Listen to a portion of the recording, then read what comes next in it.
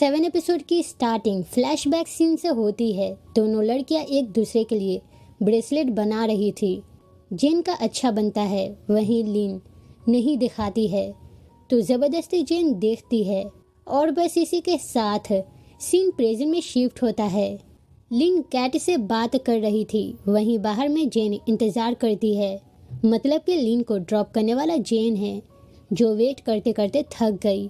तो जेन बार के अंदर आती है, फिर लिन को चलने को कहती है। तो जब लिन और जेन चले जाती है तो टिम कैट से बात करता है। अब दोनों में क्या बातें होती है हमें जल्दी पता चलेगी। वेल दूसरी तरफ जेन पूछती है, तुम दोनों में क्या बातें हो रहा था? तो लिन कहती है, कैट माफ़ी मांगी, फिर से रिलेशन में आने को कह रही, बट मैं साफ साफ मना कर चुकी हूँ। फिर दोनों घर आती है, जहाँ पर आंट और ओम बातें कर रही थी। सोने के वक्त लीन ओम के पास आती है। तो क्या बात हुआ? ओम पूछती है। तो लीन सब कुछ बताती है, माफ़ कर चुकी है बट साथ नहीं रह सकती, इस बारे में भी बताती है। जिसके बाद ओम को किसी तरह की दिक्कत नहीं थी। वेल नेक्स्ट डे हम टीम को देखते हैं, जो दोनों लड़कियों को ट्रिप पर जाने को कह रहा था। जब तक पाई का मैटर क्लियर नहीं हो जाता तब तक कहीं चले जाओ, ताकि मूड भी फ्रेश हो जाए। रेस्टोरेंट की बात है तो मैं संभालूंगा, टिम कहता है। जिसके बाद ही दोनों को हम रिजॉर्ट में देखते हैं। ये रिजॉर्ट टिम का है, तो बिना कोई प्रॉब्लम के दोनों को अच्छा सा रूम मिलता है। दोनों यहाँ पर आकर काफ़ी खुश थी। दोनों बहुत से पिक्चर भी लेती है। वहीं दूर से कैट और टिम दोनों को देख रहा था। दोनों हाथ मिला चुका है ताकि अपना अपना लव को लेकर साइड हो जाए। कैट पूछती है, तुम ये सब क्यों कर रहे? तो टिम कहता है, मैं अपना लव को बिना कुछ किए ऐसे नहीं जाने दे सकता। वो मिली तो मिली, नहीं तो कुछ ना करने का रिग्रेट तो नहीं होगा। कई साल मैं उसका वेट किया, बट वो कभी मेरे तरफ नहीं देखी। आज जाकर मुझे समझ में आ रहा आखिर उसको प्रॉब्लम क्या था। यही सब बातें करते हुए दोनों एक लास्ट बार ट्राई करती है। फिर रात को हम लिन को देखते हैं, जो वाइट ड्रेस के साथ जेन का वेट कर रही थी। जेन आती है तो लिन ड्रेस पहनाती है। आज डिनर डेट का लिन प्लान करके है, बट जेन जिसको ये मोमेंट खराब नहीं करना, तो वो जाने से मना करती है। बट लिन उसे चलने को कहती है, जिसके कहने पर जेन लिन के साथ रिवर साइड आती है, जहाँ पर डिनर अरेंज किया गया था। इस वक्त दोनों काफ़ी इमोशनल थी। लिन प्रपोज करती है। लिन कहती है, मुझे लगा था मैं फिर से किसी से प्यार नहीं करूँगी, बट तुमसे मिलने के बाद हो गया। तुम मेरी पूरी लाइफ बन चुकी हो, तो क्या तुम मेरे साथ रहना पसंद करोगी? तो जेन हाँ कहती है। जेन के पास कोई रिंग नहीं था, तो जेन बुकेट में से एक फ्लावर लेती है, फिर रिंग बनाकर लिन को पहनाती है। जेन कहती है, स्कूल टाइम में जब तुम्हारा गर्लफ्रेंड था, तब मुझे समझ में आया कि मैं तुम्हें पसंद करती हूँ, फ्रेंड की तरह नहीं बल्कि लवर की तरह। बट उस वक्त तुम टेकन थी, तो मैं सीक्रेट रखी ताकि तुम्हें हर्ट ना हो। बट आज तुम मेरी हो, तो मैं ये तुम्हें पहना रही। ये सब कहते हुए दोनों ऑफिशियल कपल डिक्लेयर करती है। वहीं दूसरी तरफ कैट उन दोनों को साथ में देखकर सदमे में पड़ी हुई थी। उसके पास टीम आता है, जो ड्रिंक लेकर आया हुआ था। कैट पूछती है, क्या तुमने देखा? तो टीम हाँ कहता है। तो ये सुनने के बाद कैट चिढ़ाते हुए कहती है, देखा वो दोनों कितना खुश है, वहाँ पर पार्टी चल रहा और हम दोनों मरे पड़े हैं। फिर इस वक्त टीम कैट को ड्रिंक सर्व करता है, वो भी जानबूझकर, क्योंकि उसे पता था कैट कुछ न कुछ सीन क्रिएट करेगी, जो कि ऐसा ही होता है। कैट ड्रंक हालत में लिन के पास आती है, फिर कहती है, लिन हमारा ब्रेकअप नहीं हुआ है, मैं अभी भी तुम्हारी हूँ। लिन हमारा वेडिंग होने वाला है, वेन्यू भी बुक है, तो तुम ये सब कैसे कर सकती? हर किसी से गलती होता है, तो तुम मुझे माफ़ क्यों नहीं करती? प्लीज़ माफ़ कर दो, मेरे साथ चलो। कैट ये सब कहते हुए नीचे गिर जाती है, तो लिन हाथ छुड़ाकर उसके पास आती है, फिर उसे उठाते हुए रूम में लेकर आती है, फिर पानी पीने को देती है।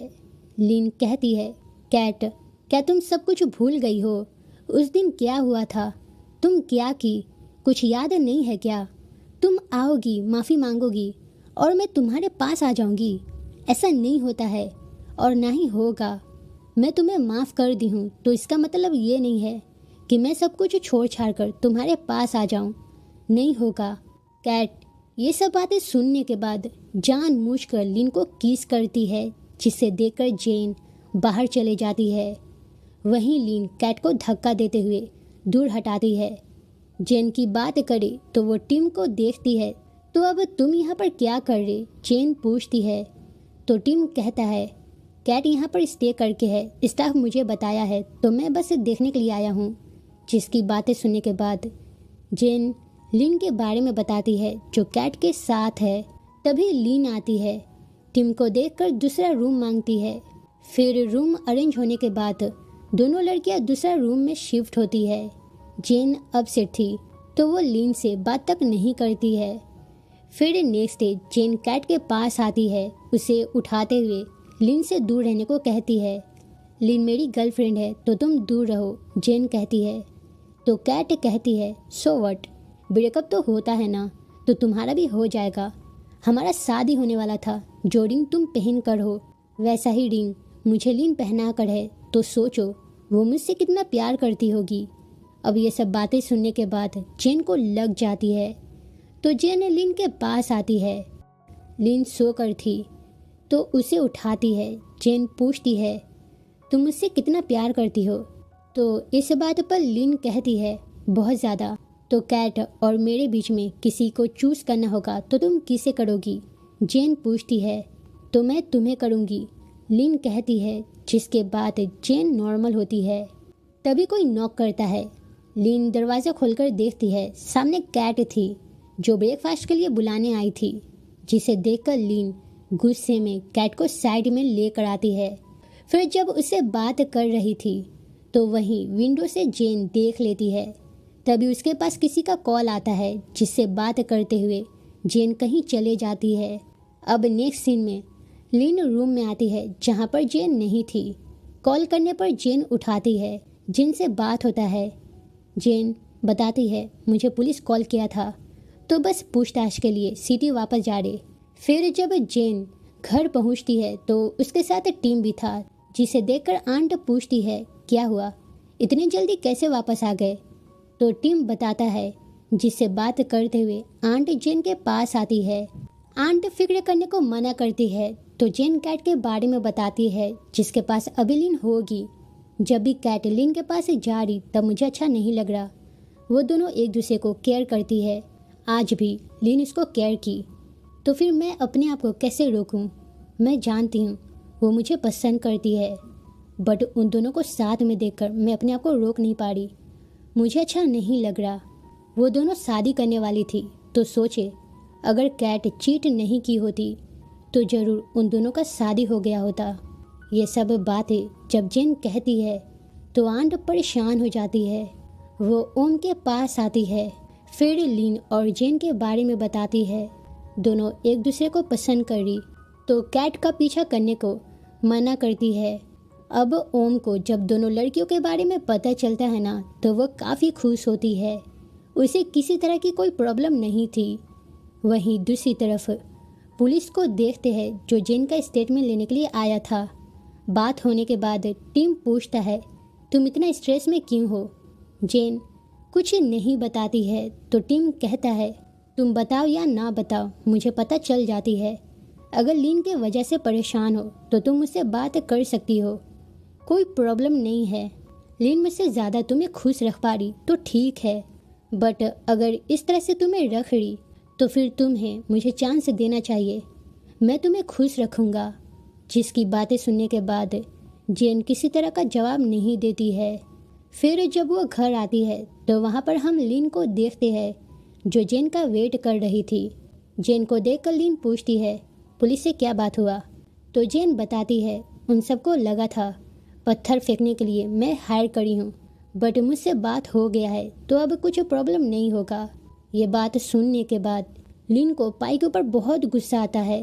वो गलती करके जेन के ऊपर इल्ज़ाम लगा दी। ये बात उसको हज़म नहीं हो रहा था। दूसरा कि जेन अपसेट है तो वो जेन से पूछती है, तुम आने से पहले मुझे क्यों नहीं बताई? तो जेन कहती है, तुम कैट के साथ बिजी थी तो इसी वजह से नहीं बताई। तो इस बात पर लिन कहती है, वो ड्रंक थी, मैं उसको उस हालत में नहीं छोड़ सकती थी, तुम ये बात क्यों नहीं समझ रही। तो अब जेन कहती है, हाँ मुझे नहीं समझना, एक तरफ मेरा होने का बात करती हो, दूसरी तरफ सुबह सुबह उससे बात करने के लिए चली गई, बात क्या कर रही थी। तो लीन बताती है, जिस वक्त कैट से बात हुआ था उस वक्त लीन कहती है, लाइक मैं तुम्हें हेल्प की सिर्फ इसलिए कि तुम ड्रंक थी, बट आज जो कुछ भी कर रही हो वो करना बंद कर दो, मैं तुम्हारे पास नहीं आ सकती और ना ही हमारा शादी होगा, तो भूल जाओ, अगर तुम ये सब बंद नहीं करोगी तो शायद हम फ्रेंड भी नहीं रह सकते। ये सब कहते हुए लीन रूम में आती है जहाँ पर जेन नहीं थी, जिसके बाद लीन घर आई। इस वक्त जेन चुप हो जाती है क्योंकि उसे जवाब मिल गया था। एक किस के साथ मिसअंडरस्टैंडिंग क्लियर होता है। फिर नेक्स्ट डे लिन को हम देखते हैं जो फिर से फ़ोन चेक करती है और बस यहीं पर एपिसोड ख़त्म होता है। तो ये रहा 7 एपिसोड जो कि काफ़ी इंटरेस्टिंग था। आगे का नेक्स्ट एपिसोड लास्ट एपिसोड होने वाला है, तो जल्दी जल्दी सब्सक्राइब करना और लाइक और कमेंट करके ज़रूर बताना कि आपको कैसी लगी। Then thank you for watching.